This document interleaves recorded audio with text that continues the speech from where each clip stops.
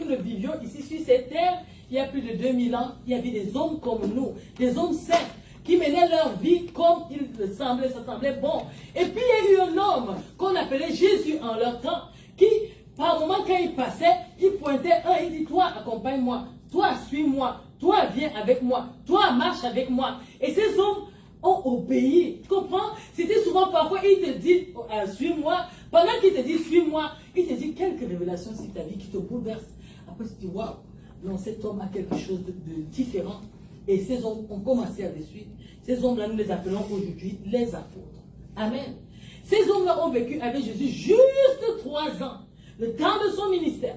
Et Jésus est mort. Vous pouvez imaginer quelqu'un avec qui vous avez marché, qui faisait des miracles, qui donnait des enseignements, qui vous faisait aimer Dieu, qui vous faisait vivre des choses que vous pouvez pas imaginer. Quelqu'un qui pouvait nourrir une foule de plus de 5000 personnes seulement avec 3 pains et 2 poissons. Quelqu'un qui, vous voyez des morts, qui disait à ces morts, levez-vous. Et ces morts se ressuscitaient. Et puis subitement, il commence à vous tenir un discours bizarre. Oh, vous savez, bientôt on va venir m'arrêter.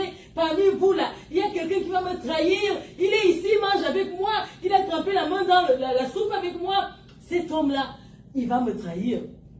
Pendant qu'il est encore en train de vous dire, c'est dit, on prend un dernier repas. Vous prenez un dernier repas avec lui, ça ne tarde pas. Et boum, les gens viennent l'arrêter, on le tue, on l'accuse, des choses que vous savez que c'est faux. Parce que vous vivez avec lui, vous avez son témoignage. Vous savez qu'il est droit, vous savez qu'il est intègre, vous savez qu'il dit la vérité, vous savez qu'il est vraiment en communion avec Dieu. Et il vous fait vivre des expériences extraordinaires. Mais les hommes jaloux, les saints, les gens qui sont censés protéger la parole de Dieu, c'est eux-mêmes qui fomentent des plans pour aller tuer ce Jésus-là. Vous voyez comment on prend votre ami, on le met à la croix, puis on le tue. Mais la population qui l'a nourri, la population à qui il a donné des enseignements de Dieu, la population à qui il a enseigné la marche avec Dieu, cette même population qui était avec vous, qui venait s'asseoir pour écouter, cette même population commence à l'insulter sur la croix. Cette même population commence à lui dire des abominations. Et pendant que la population dit cela, le Seigneur vous dit, il se met à prier pour eux. Il dit, Seigneur, pardonne-leur, car ils ne savent pas ce qu'ils font. Alléluia. Et vous voyez que votre ami, on le tue. Et vous voyez que votre dirigeant spirituel, celui-là qui est comme la lumière pour vous, meurt. Il meurt vraiment. Mais, 3 jours plus tard, comme il vous l'a dit, vous vous rendez compte qu'il est ressuscité. Alléluia. Et qui vous avait dit, là vous vous souvenez des promesses. Ah, il vous avait dit quand il va mourir, qu'on ne parte, qu'on ne s'éloigne pas, qu'on aille dans la présence de Dieu, il va nous envoyer le consolateur. Et c'est là que les disciples, ou bien les apôtres, comme on les appelle, vont prendre un temps de prière.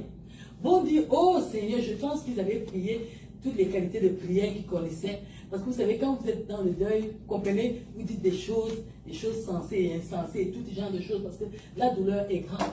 Je pense que la douleur de ces hommes-là était grande.